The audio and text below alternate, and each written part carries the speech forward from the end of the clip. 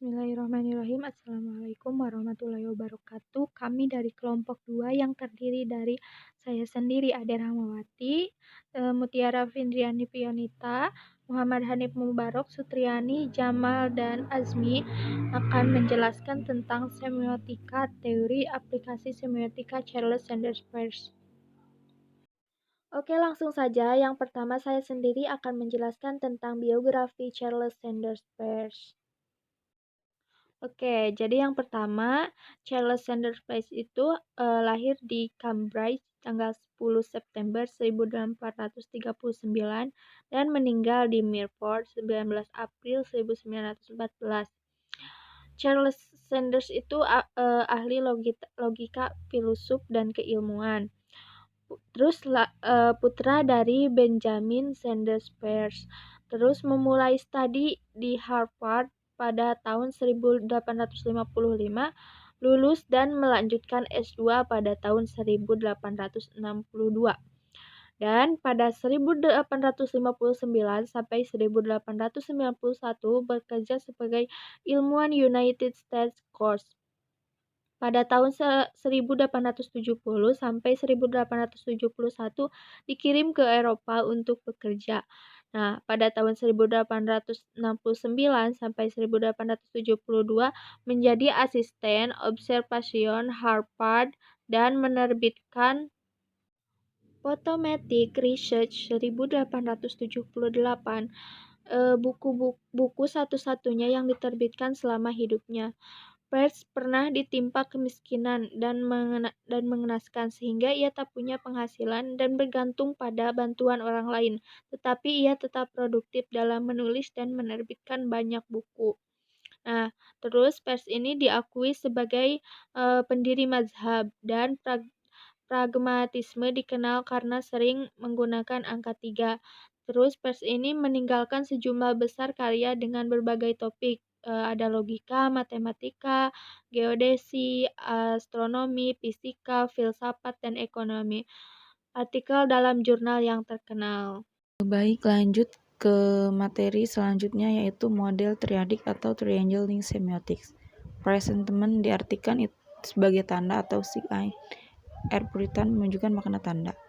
Nah, terus objek itu diartikan sebagai apa yang merujuk pada tanda. Nah, objek ini tuh biasanya berupa pemikiran yang ada pada otak manusia.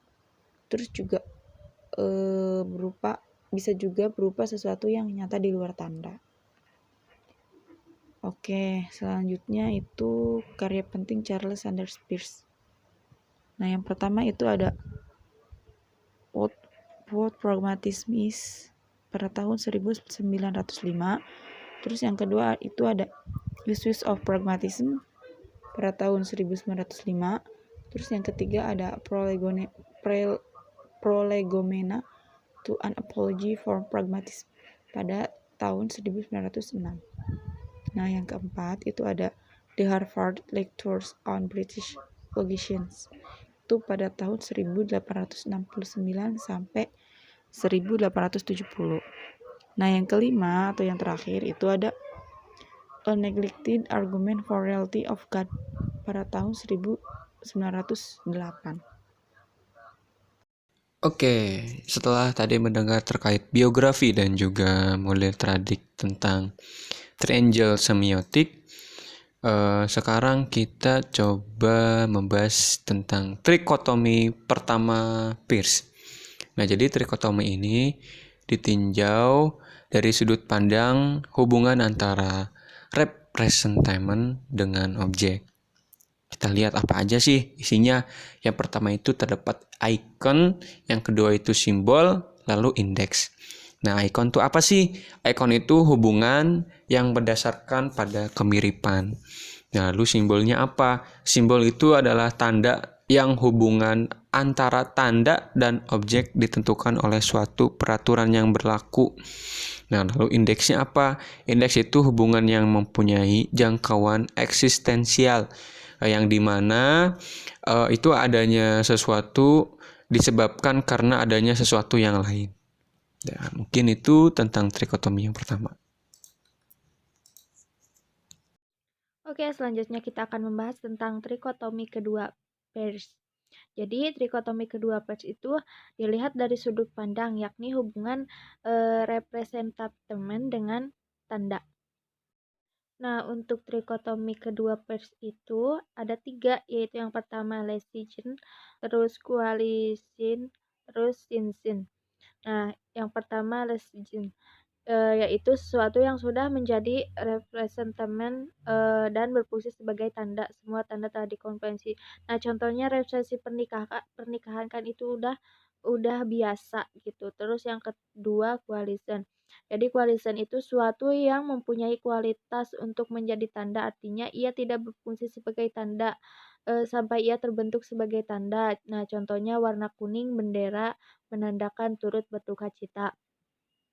Untuk yang ketiga yaitu sinsi, yaitu sesuatu yang sudah terbentuk dan dapat dianggap sebagai representamen, tetapi belum berfungsi sebagai tanda. Contohnya bendera kuning yang belum terjual di di tukang bendera.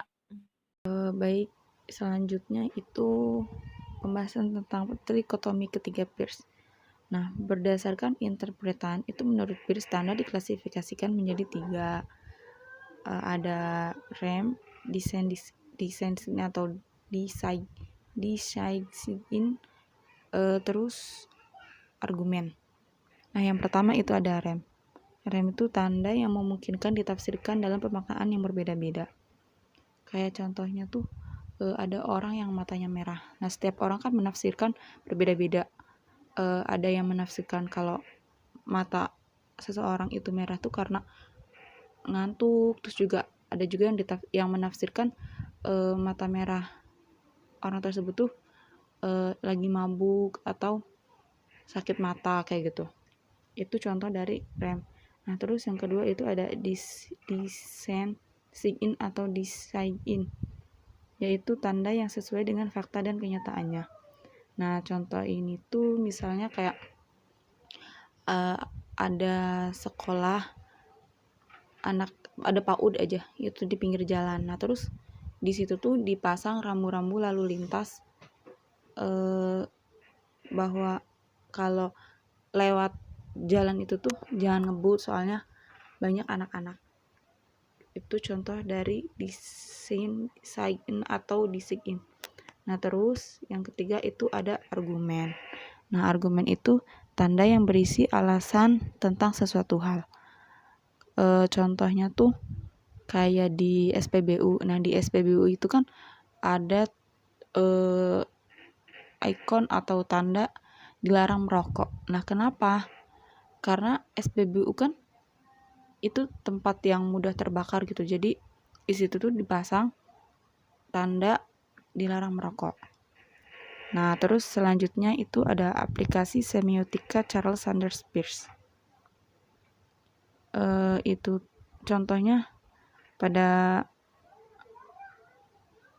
gambar di situ tuh ada gambar laki-laki sama perempuan. Nah, ikon ini tuh biasa dipakai di pintu toilet umum. Kalau yang laki-laki itu dipasangnya yang gambar laki-laki, terus yang perempuan toilet perempuannya itu dipasang ikon gambar perempuan. Nah, terus itu yang di sampingnya ada gambar seorang koki. Nah, jadi profesi koki itu biasanya kan ditandai dengan kegiatan masak-memasak. Terus juga kayak profesi dokter itu kan biasanya ditandai dengan kayak kegiatan kayak cek kesehatan dan profesi-profesi lainnya. Mungkin itu saja yang dapat saya sampaikan. Kurang lebihnya mohon maaf. Wassalamualaikum warahmatullahi wabarakatuh.